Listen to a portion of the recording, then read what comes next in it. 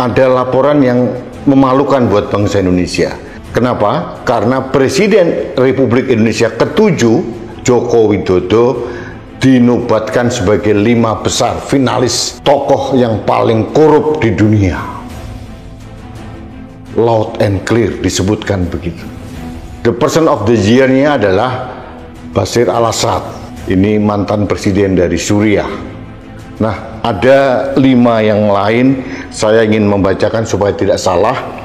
Ada 5 finalis yang lain. Pertama, Presiden Kenya William Ruto, kemudian mantan Presiden Republik Indonesia Joko Widodo, kemudian Presiden Nigeria Bola Ahmed Tinubu, terus kemudian mantan Perdana Menteri Bangladesh Sheikh Hasina, dan pengusaha India Gautama Adani.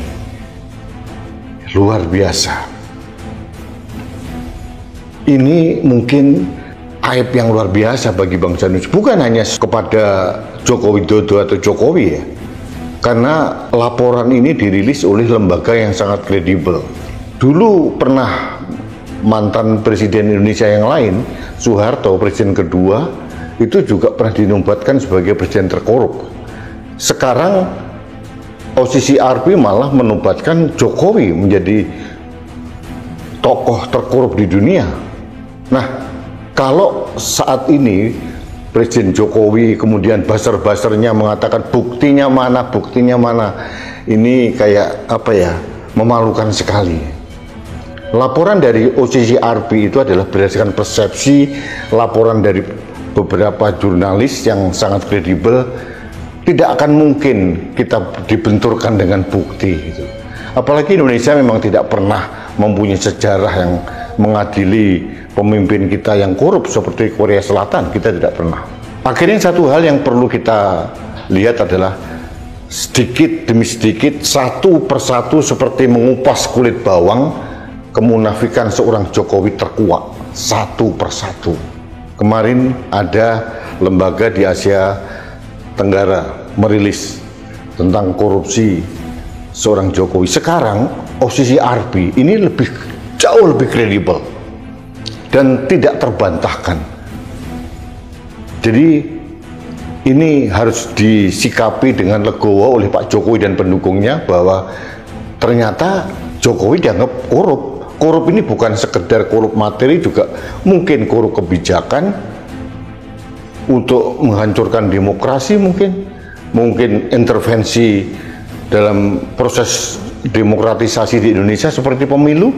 Ya jelas ini terbukti sudah.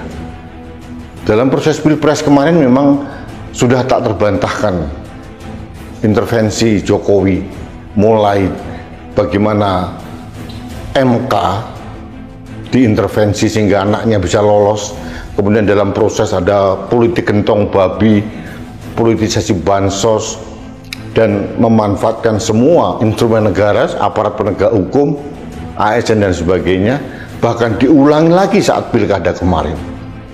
Jadi ini harus disikapi dengan legowo oleh Jokowi dan pendukungnya, bahwa ini adalah aib terbesar yang tidak bisa dibantahkan oleh siapapun, termasuk oleh Jokowi sendiri.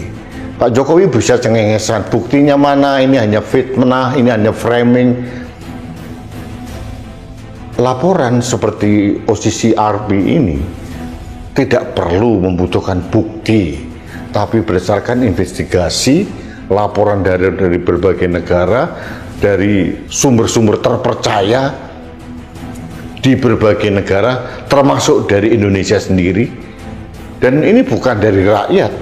Narasumbernya itu politisi, pengamat, pemerhati demokrasi, guru besar, pengusaha, politikus. Ini menjadi narasumber yang kredibel dan narasumber yang tidak bisa disogok-sogok seperti lembaga survei di Indonesia. Lembaga survei di Indonesia bisa dibayar untuk mengarahkan dukungan publik, tapi kalau lembaga OCCRP tidak akan mungkin. Ya, kabar baru-baru ini sangat mengejutkan seluruh warga Indonesia. Saya juga sebetulnya kaget mendengarkan ini. Karena baru-baru ini ada kabar yang beredar bahwa Presiden ke-7 Republik Indonesia atas nama Presiden Joko Widodo masuk dalam 5 daftar finalis tokoh terkorup di dunia. Presiden terkorup di dunia. Wow, sangat mengejutkan. Ini kabar bukan sembarangan kabar. Pasti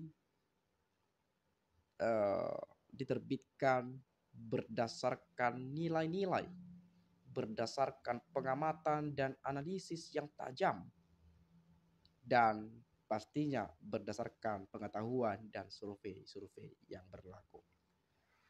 Nah, teman-teman, kenapa kita kaget mendengar hal ini? Saya juga kaget sebetulnya, tidak menyangka-nyangka dan tak menduga-duga ternyata kabar ini tersebar. Dan jika skala internasional mengetahui hal ini, dunia mengetahui ini, apakah Indonesia nggak malu?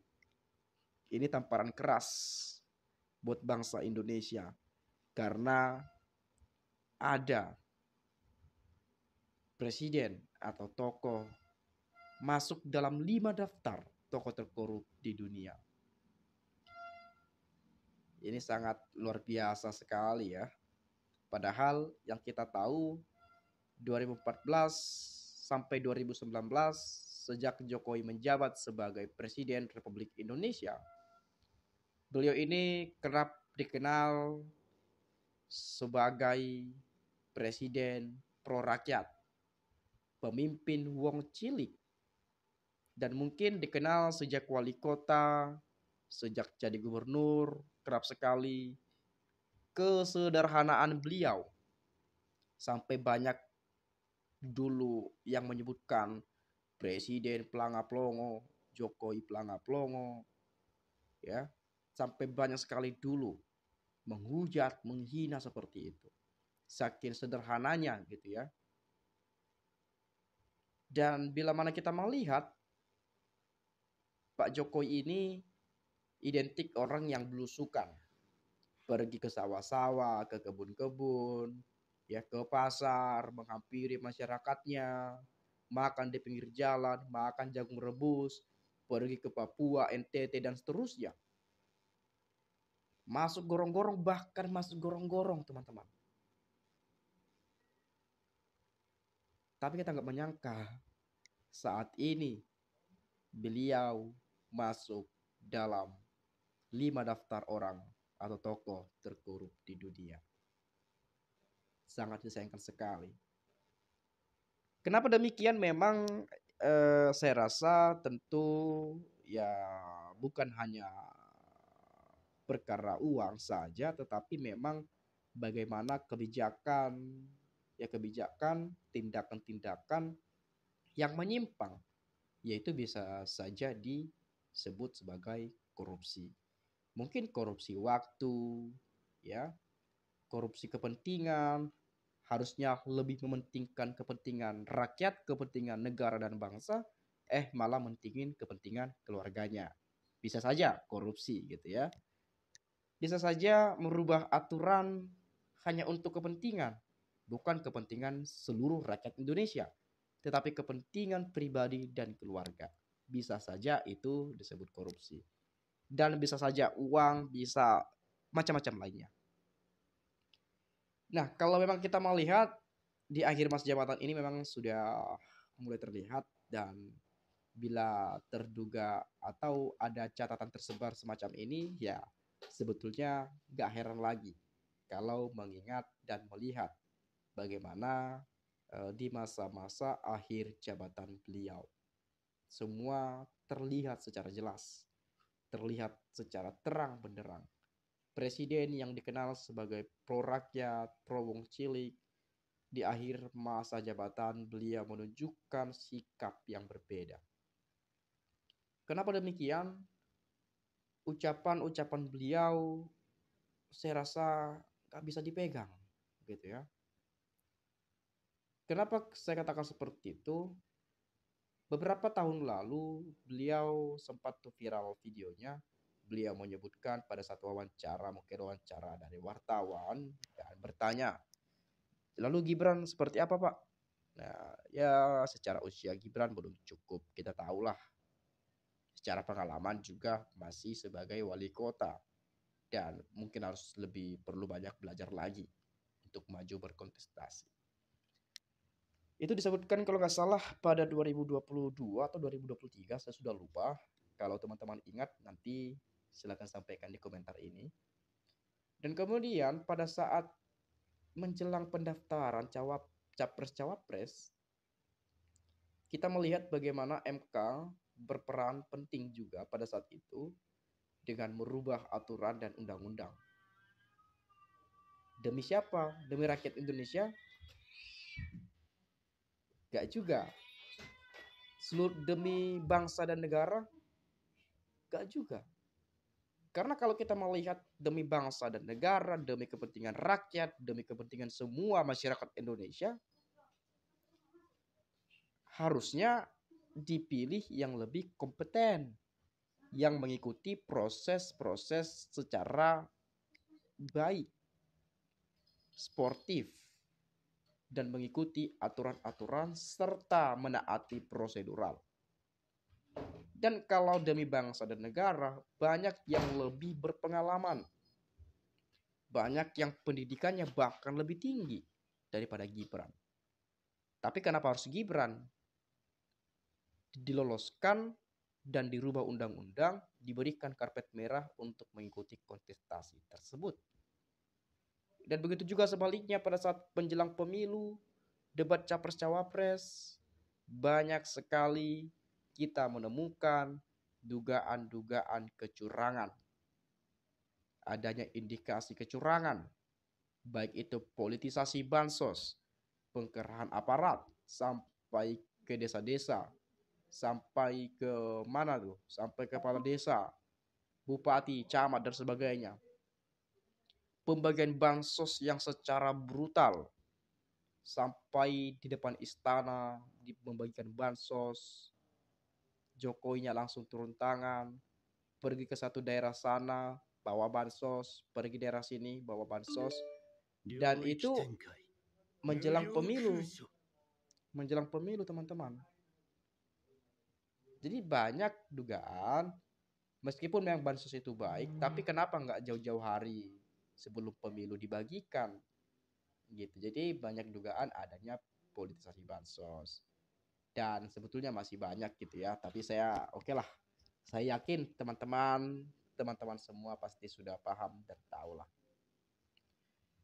Oke, saya melihat di sini ada komentar yang disematkan dari Fatmawati.